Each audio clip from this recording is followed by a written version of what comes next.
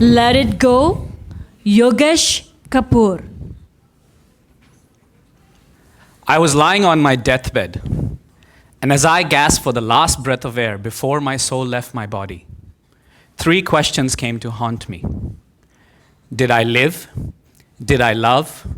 Did I matter? And when the answer to all 3 questions was no, I had tears roll down my cheeks. Tears of regret. I opened my eyes. I touched myself. I was alive. It was a bad dream, but I could still feel the tears drying on my cheeks.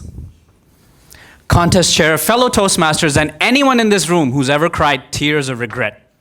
Now, I know we all have regrets, but my greatest regret was not letting go of my past failures.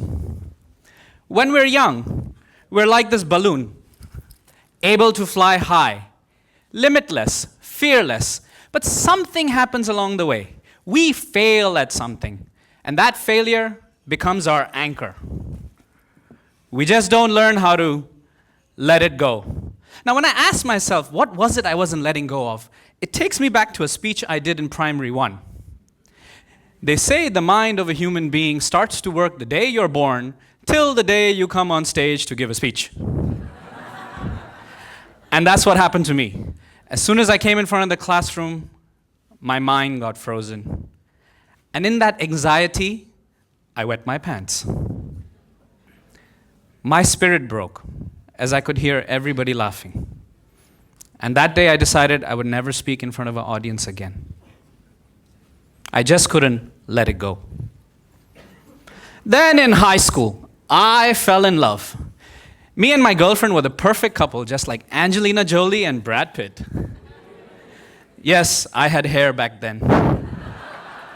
She was my soulmate, the one to give me my babies. And then she left me for somebody else. My heart broke that day, and I decided I would never say I love you to another woman. I would only marry a woman that loved me. Fast forward 18 years later, I was sitting at home pondering on those 3 questions. Did I live? I wanted to speak, but I was too afraid. Did I love? I was in an arranged marriage where love was a one-way traffic. And did I matter?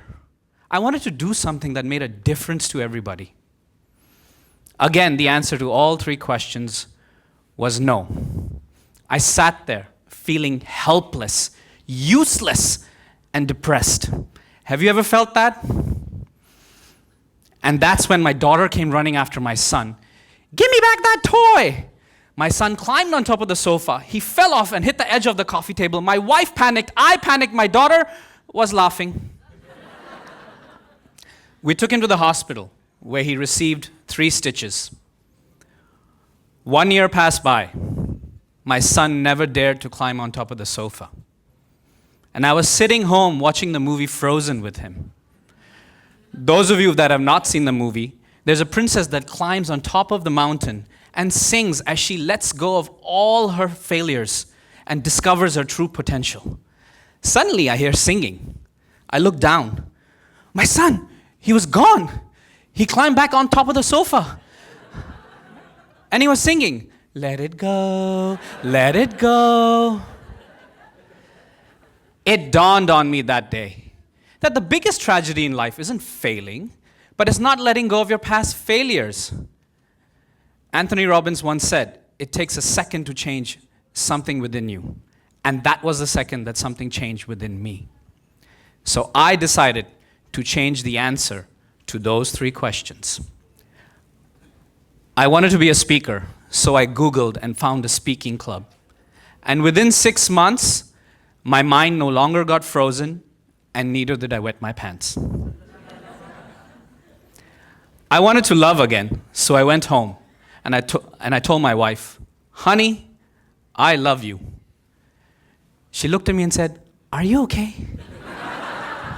I said, yeah, I love you. Are you okay? Do you want something? No, I really love you. Are you having an affair?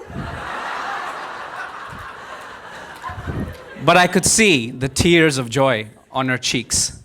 And now in our relationship, the love is a two-way traffic. And finally, did I matter? I wanted to make a difference, so I quit my business and started coaching children in confidence and public speaking. And today when the parents come to me and tell me how much I've changed their lives, I know I'm making a difference.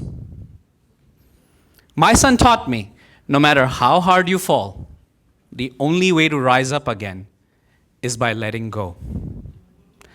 Ladies and gentlemen, today when you leave this room, I want you to think of everything that you failed at.